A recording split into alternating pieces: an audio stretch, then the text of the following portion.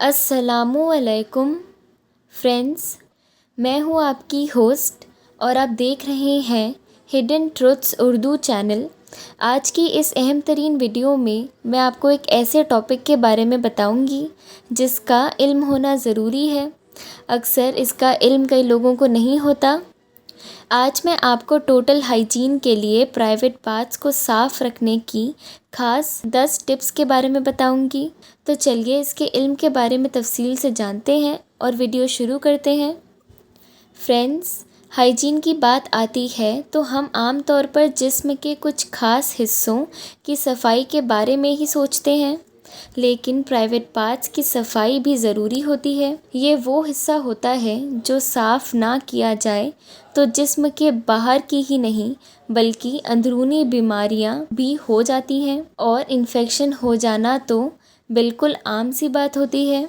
इसलिए ज़रूरी है कि प्राइवेट पार्ट्स की सफाई पर भी ध्यान दिया जाए। तो अब मैं आपको 10 ऐसी टिप्स दूंगी जो सबको करनी चाहिए।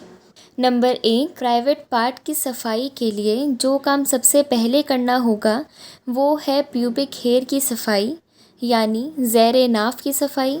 इसके बाद ही आगे की हाइजीन पर काम हो पाएगा। इसके लिए आपको ख़ास वक्त का इंतज़ार करना होगा। प्यूबिक हेयर की सफाई नहाने से पहले करें, जिससे नहाते हुए बाल अच्छे से साफ़ हो सके। इन बालों की सफाई के लिए आप जैसा चाहें वैसा तरीका अपना सकते हैं, जैसे शेविंग, ट्रिमिंग या कटिंग। ये आपकी अपनी मर्ज़ी है।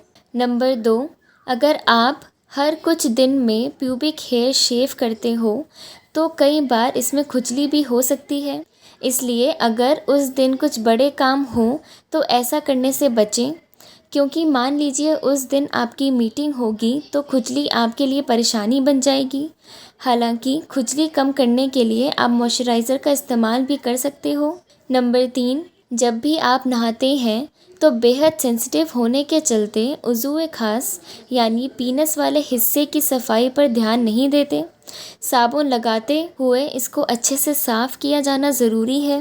नंबर 4, याद रखें प्राइवेट पार्ट्स पर साबुन से सफाई करना जितना ज़रूरी है, इसको पानी से धो देना भी उतना ही ज़रूरी है।